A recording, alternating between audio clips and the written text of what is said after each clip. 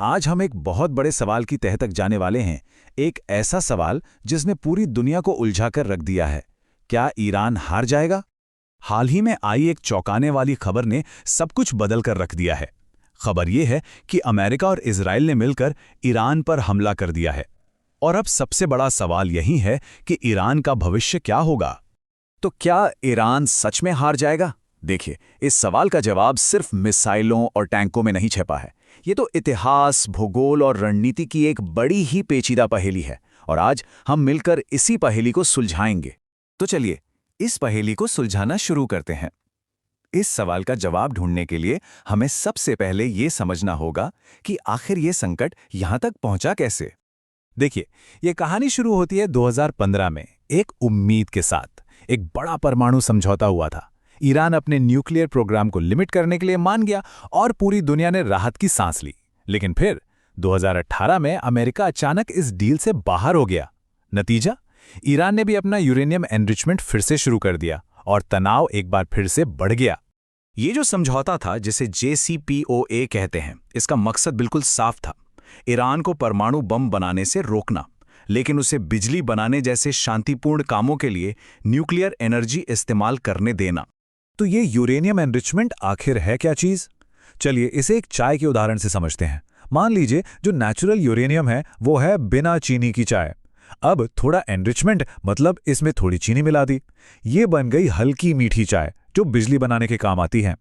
पर अगर इसमें बहुत ज्यादा चीनी मिला दी जाए तो ये हथियार बनाने के काम आ सकती है। सारा खेल इसी मीठेपन का है। लेकिन ईरान को आज समझने के लिए हमें इतिहास के कुछ पन्ने पलटने होंगे। कुछ ऐसे गहरे जख्म हैं जिन्होंने ईरान की पहचान गढ़ी है। 3 घटनाएं बहुत अहम हैं। 1953 का वो तख्तापलट जिसे विदेशी ताकतों का सपोर्ट था, फिर 1979 की इस्लामिक क्रांति, और उसके बाद 8 साल तक चला वो भयानक ईरान-इराक युद्ध। इन सारी घटनाओं ने ईरान की डीएनए में बाहरी ताकतों के लिए एक गहरा शक पैदा कर दिया और उसे अंदर से चट्टान की तरह मजबूत बना दिया। तो यहाँ सबसे बड़ी सीख क्या मिलती है? इतिहास हमें बताता है कि जब जब ईरान पर बाहर से हमला हुआ, वो बिखरा नहीं बल्कि और ज्यादा एकजुट हो गया। ये उसकी फितरत में शामिल हो चुका है। अब बात करते हैं ईरान के सबसे बड़े डिफेंडर की, उसकी ज्योग्राफी, जो किसी भी मजबूत किले से कम नहीं है। अगर हम इराक से इसकी तुलना करें तो इराक की जमीन ज्यादातर सपाट है, खुला रेगिस्तान है, जहां बड़ी बड़ी सेनाएं आराम से आगे बढ़ सकती हैं। लेकिन ईरान इसका ठीक उल्टा है। वो एक ऊंचा पठार है जिसके चारों तरफ जाग्रोस जैसे विशाल पहाड़ खड़े हैं। ये किसी भी हमलावर सेना के लिए एक बुरे सपने जैसा है। ये पहाड़ियां और तंग घाटियां हमलावर सेना की रफ्तार पर ब्रेक लगा देती हैं, उनकी सप्लाई लाइंस को काट देती हैं और डिफेंड करने वालों को ऊपर से हमला करने का एक जबरदस्त एडवांटेज देती हैं। मतलब सीधे शब्दों में कहें तो ईरान का भूगोल खुद एक बहुत बड़ी सेना है। तो सवाल उठता है कि ईरान लड़ता कैसे है?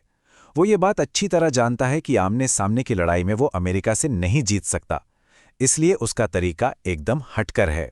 उनकी स्ट्रैटेजी का पहला हिस्सा है A2/AD।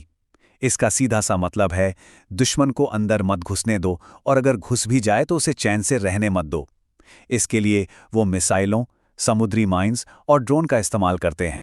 और दूसरा हिस्सा है असिमेट्रिक वॉरफेयर, यानी सीधी लड़ाई से बचो और दुश्मन को छोटे छोटे अप्रत्यक्ष हमलों से परेशान करते रहो, जैसे अपने सहयोगी गुटों यानी प्रॉक्सी से हमले करवाना, साइबर अटैक करना या फिर ड्रोन्स के झुंड भेज देना। मकसद दुश्मन को हजारों छोटी छोटी चोटें देकर थका देना है। तो साफ है, ईरान का मकसद जंग जीतना नहीं है। उसका मकसद है जंग को इतना लंबा, खूनी और महंगा बना देना कि हमलावर खुद ही हार मान ले। ये धीरज का खेल है, ताकत का नहीं। लेकिन रुकिए, ईरान के तरकश में सिर्फ सैन्य तीर ही नहीं है। उसके पास 2 ऐसे ब्रह्मास्त्र हैं जो पूरी दुनिया की अर्थव्यवस्था को हिलाकर रख सकते हैं।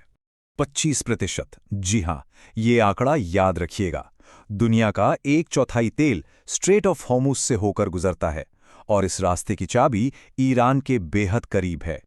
चलिए इसे ऐसे देखते हैं। हर एक दिन 2 करोड़ बैरल तेल इस पतले से समुद्री रास्ते से निकलता है।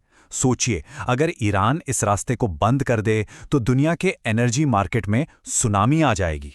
और बात सिर्फ हुर्मुज की नहीं है, बाब अल मंदिब स्ट्रेट को भी नहीं भूलना चाहिए। यहां ईरान अपने सहयोगी हूती विद्रोहियों के जरिए दुनिया के करीब 10% तेल व्यापार को खतरे में डाल सकता है। तो देखिए, आखिर में सवाल ये नहीं रह जाता कि ज्यादा ताकतवर कौन है। सवाल ये बन जाता है कि कौन ज्यादा देर तक टिका रह सकता है, कौन ज्यादा दर्द सह सकता है। ये लड़ाई हथियारों की नहीं बल्कि हिम्मत और सहन शक्ति की है। अब देखना यह है कि क्या यह संघर्ष यहीं थम जाएगा या फिर यह पूरी दुनिया को एक नए और शायद ज्यादा खतरनाक संकट में ढकेल देगा। इसका जवाब तो हर इतिहास के अगले पन्ने पर ही लिखा जाएगा।